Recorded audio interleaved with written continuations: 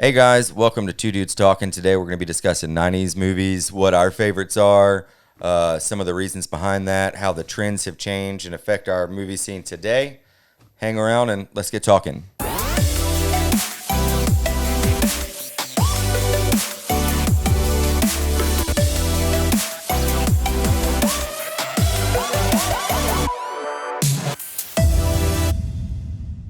Welcome to Two Dudes Talking. Today we're going to be discussing 90s movies, why they're the best, why we love them so much, and what we couldn't get enough of in those times, and I guess from then to now. Yeah. So what's like your favorite 90s movie?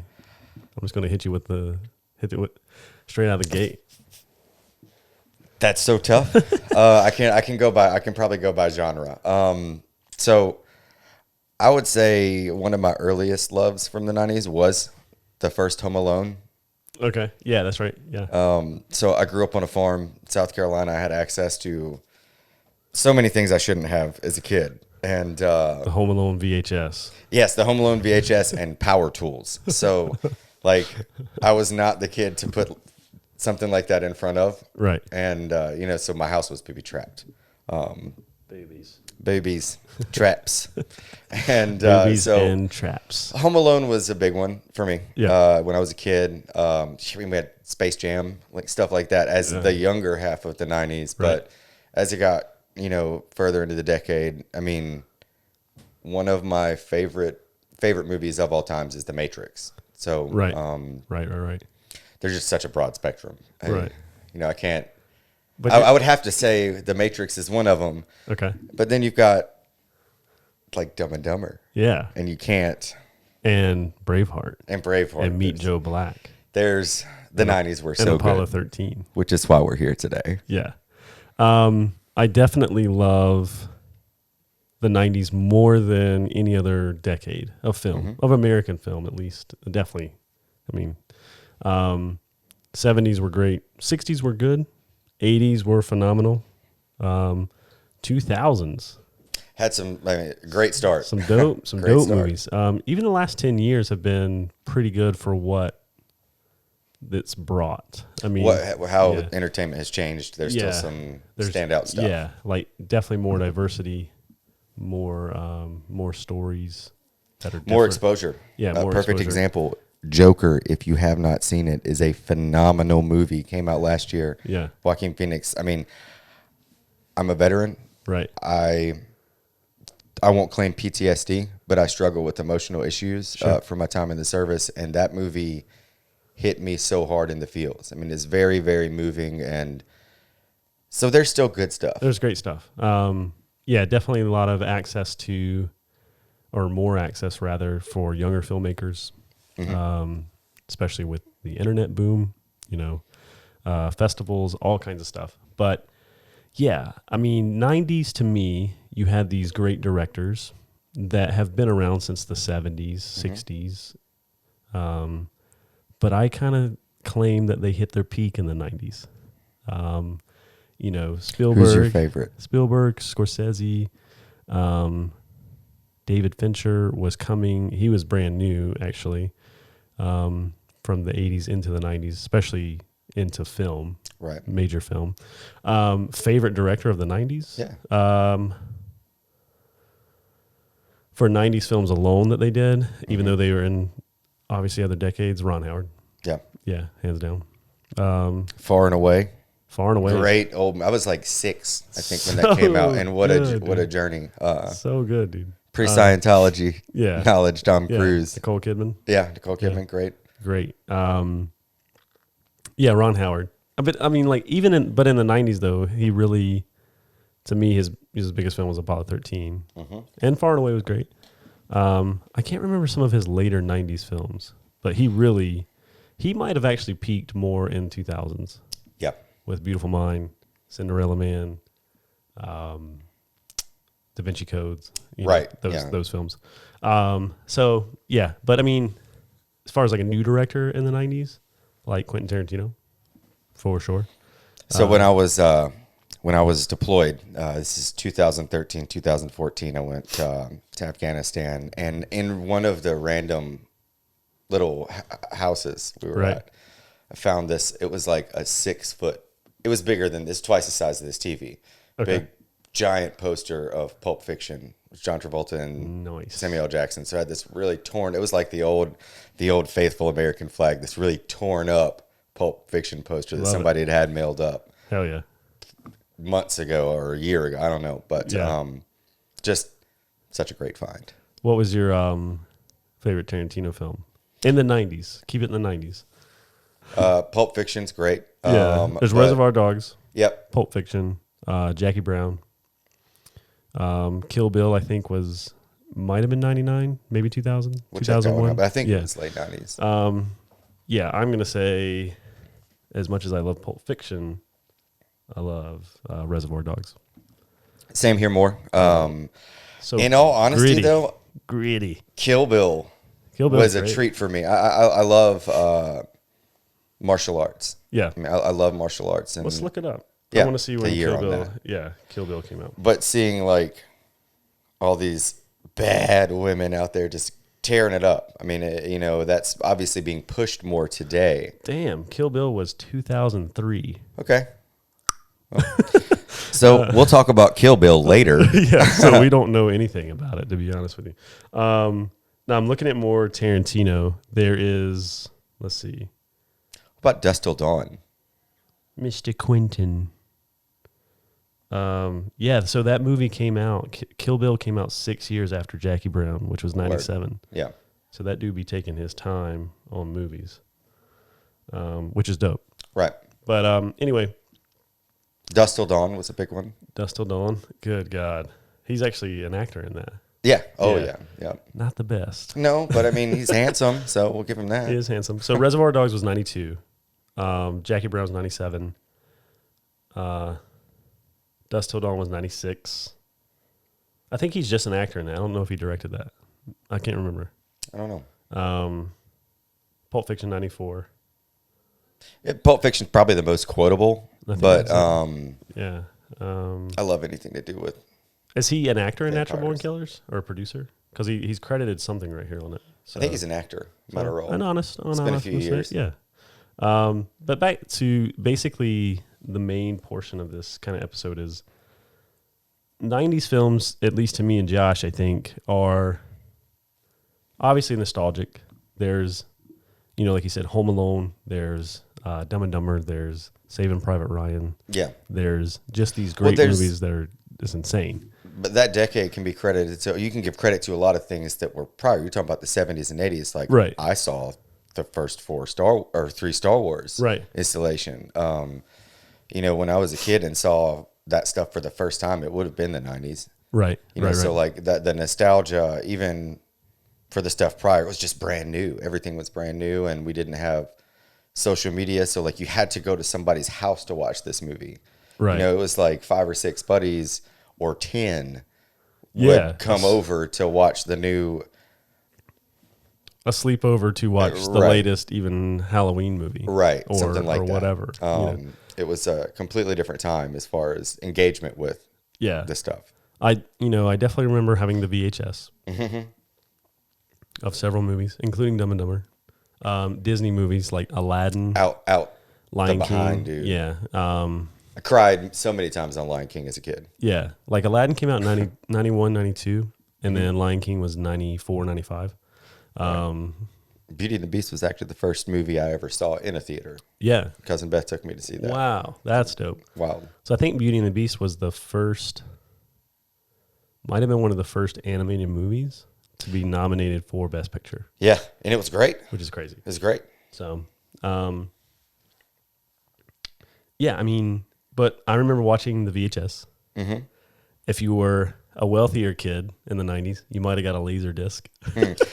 Yeah, just seemed stupid. Or you went to the right high school. Yeah, or you went to the right high school. Watching Romeo and Juliet on that Skippy laser disc. Yeah, I do remember a laser disc in like middle school. Right. For like science class and stuff. See, there's the difference in age. I was in my like 11th grade year when they were still trying to push that, like, we have to use these because we don't have the money for the next technology yet. Right. So I got stuck with it. Sweet.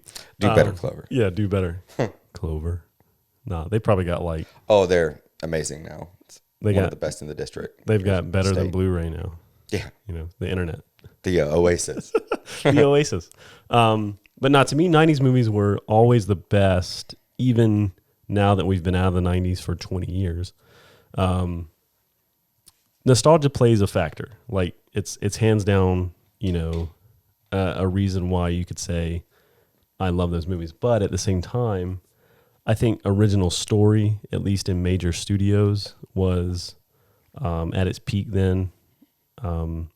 I think, like I said earlier, these directors that have been around since the 60s, 70s, 80s were kind of coming into their peak in the 90s.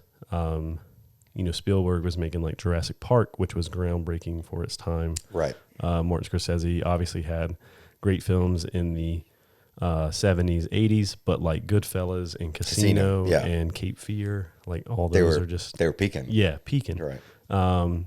Even the horror movie. So there was just so much more content. You're talking about original stories and stuff, but even along with that, you've got like Stephen King was peaking. So you saw It and Pet Sematary and some other. Did It come out in 90? I think it was I think it was late 1990. 80s, We'll have to pull that up. But I actually liked the first It.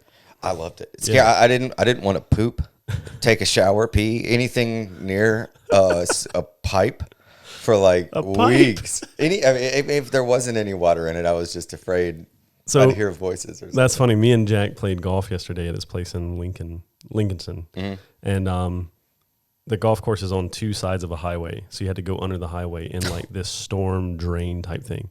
But it literally takes like in a golf cart 30 seconds to get under. And I'm like, this is there's no lights under there, nothing. Just the light from each end of the tunnel. If I were to put a GIF of that, yeah, it would be the two of you disappearing into that tunnel and saying, white people in. Because that's how people die. Exactly. You would never go down this tunnel in a horror movie. No. Or you shouldn't. Yeah. But you're right. White people would, and they would die. One of them would die. Yeah. And then the other one would live to tell about it and then go back and die in the sequel. Is Jack dead?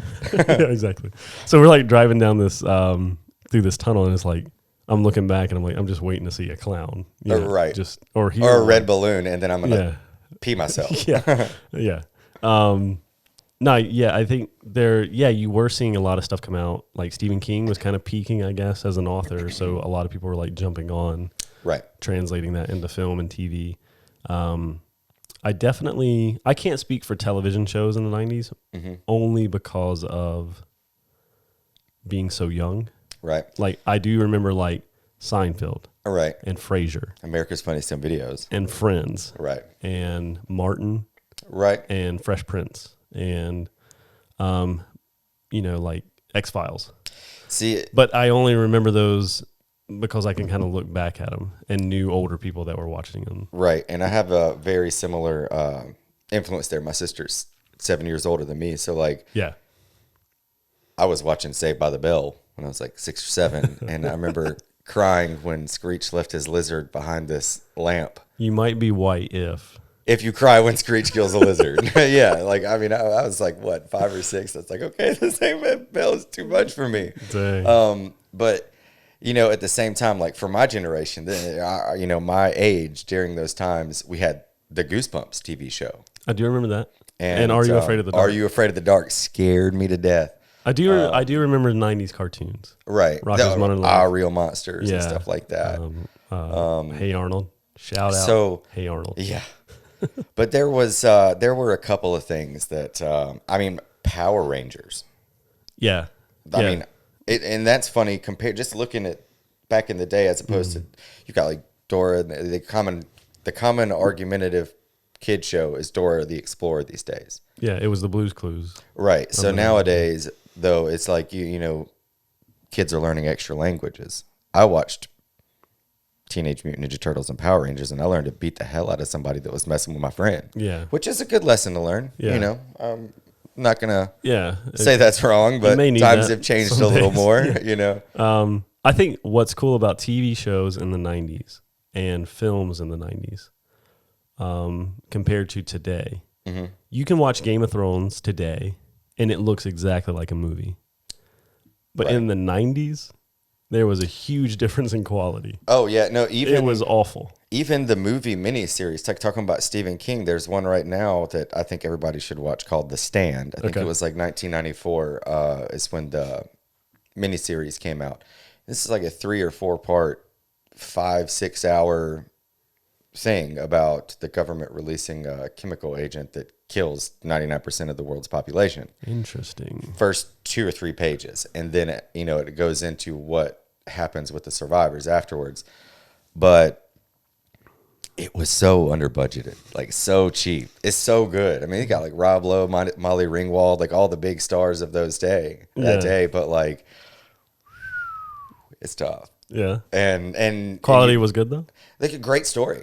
But absolutely. The quality of no, yeah, no, it was terrible. It was absolutely horrible. But that quality though. But yeah. I mean, I'll watch it several times. I'll watch it again. But no, there's a big difference these days. But yeah, I think that's what's. I think maybe it's like your indoctrination or whatever. Mm-hmm. Like watching a movie back then, obviously shot on film. Digital was. I think they shot Phantom Menace digitally, or maybe some of it, in 98 or whatever. Right. But like for the most part, film was the medium. And then like maybe a lot of shows were maybe recorded the tape, some of them, which is still a film type thing, but difference in quality. Very, very different. And then, but yeah, like you would watch Braveheart or whatever. Then you would watch, what is it, Merlin? The show? Yeah. Yeah. The Wizard show. Right. With Sam Neill. Not too good. Yeah. That one. But like, so, fantasy, swords, all that crap, but just difference in quality. Yeah. Went shopping at Dollar General for the outfits kind of thing. Yeah. Talk about budget lacking. Yeah. Budgetary problems. So, I don't know. To me, that makes 90s films better. But TV shows have caught up now, so maybe it's more even playing field, all that good stuff. I used to gripe about stuff like, oh man, why weren't there TV shows like that when I was a kid? Right. The stuff that we didn't have to deal with. Like, I appreciate Game of Thrones. I appreciate the work that I see these days. And like going to the movies before, I went on a date. This has been about a year. I think it was the new Aladdin. Okay. And went and saw it. I went in there. I went to the movie theater pre-Corona and got a beer. BC, before Corona. BC. Yeah. It's a whole nother episode. Yeah. But like I bought a beer and I went into the theater and I kicked my feet up and the floor wasn't sticky. Mm-hmm. And I used to be like, man, I went through so much crap before this, and then look back and I'm like, nah, dude, that showed me this shows me what I was just waiting for. Yeah. So, I don't know. The 90s really, it's more nostalgia. Because, you look at some of the stuff like I mentioned Joker earlier. There's some knockout films and TV shows today. TV show you can't even compare. Yeah. But it was a very impacting time, for me. Yeah, I agree. I latched onto stuff in those days that I'm still so big into. It's funny that you say you appreciate certain things because of what you did, like, the shitty... What you had to go through, yeah. What you had to go through. So it's like 90s films, like I said earlier, they kind of like these 80s and 70s, you went through certain things to kind of get to this peak. Right. Like in technology, Jurassic Park still holds up today. Yeah. Oh, yeah. Really, really well. I mean, there's some things that you could be like, well, but like it still holds up today in comparison to a lot of stuff that was put out then. There's a 3-part movie series. I'm thinking of a trilogy right now that will hurt some people's feelings, but Jurassic Park smashes The Hobbit. Yeah, exactly. Yeah. Yeah, let's get out of here. Yeah. But it's like the stuff in the 80s that came before that, like Back to the Future movies were well done, well done. But now you can see, like you go back and watch them, you can see the graphic kind of things about them. Right. It's like V for Vendetta. They pull out this thing and they use it to block all the signal in the room. Right? Yeah. And it's like an LED light that you clip on the back of your book. Right. I saw the same ad for the same thing, like randomly. Oh, yeah. When I was in there. So, yeah, you catch a lot of 90s got away with some stuff on us. Yeah. But yeah. It's totally worth it. but it's cool to see, like, you know, in the 60s and 70s, like the 60s Star Trek television show was way ahead of its time, and as far as like what it was trying to perceive to you, like what it was trying to show you, like the beam me up Scotty and the cell phones and you know, the guns and stuff, and now how that just got way better as it went on. You know? And it's really neat that specific example. Star Trek, isn't that like the longest running TV show of all time?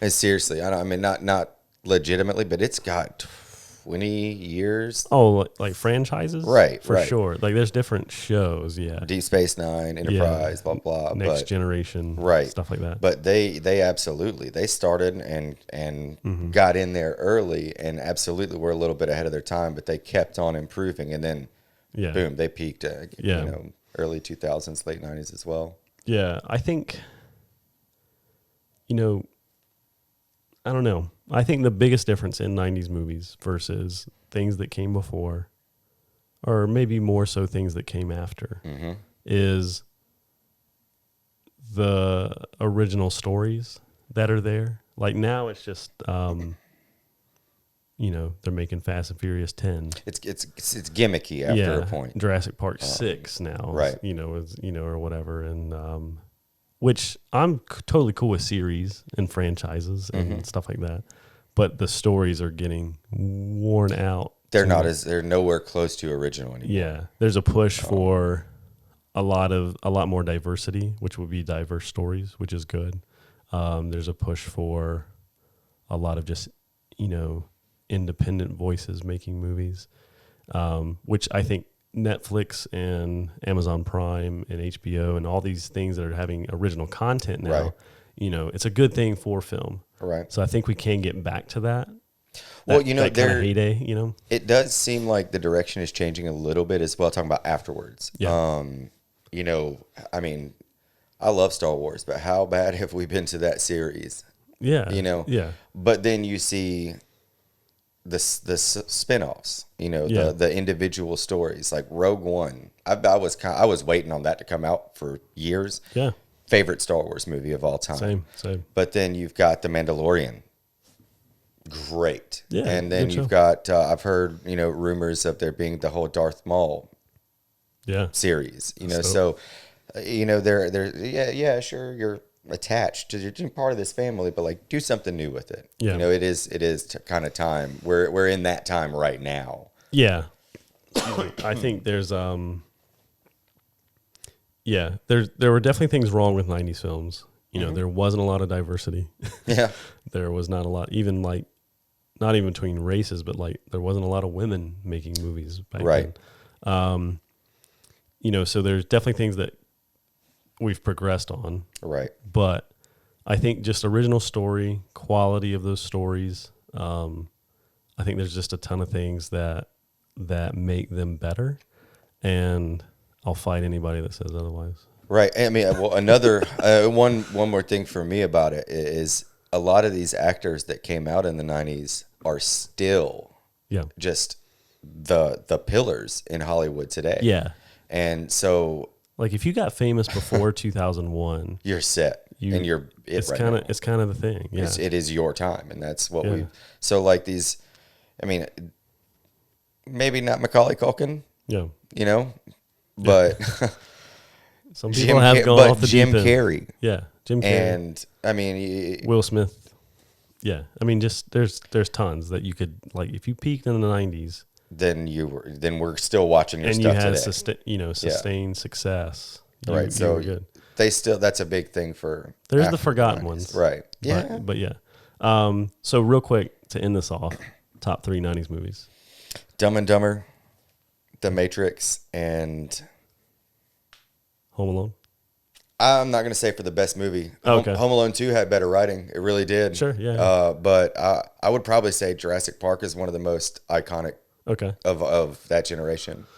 So 90s, top 3 for me, definitely Braveheart is in there. And the movie's so, like, it has nothing to do with the real William Wallace. Right. But it is just. But it makes me cry. It's just a great movie. So Braveheart, Apollo 13, so good, and Goodfellas. Great. 1990.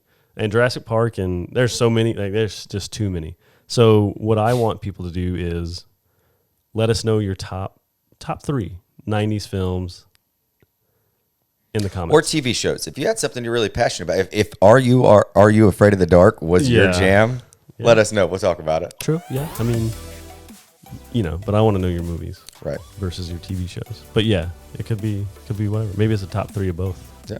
But so yeah, that's all I got. Well, come back and see us next time on Two Dudes Talking. Two Dudes Talking. See you guys.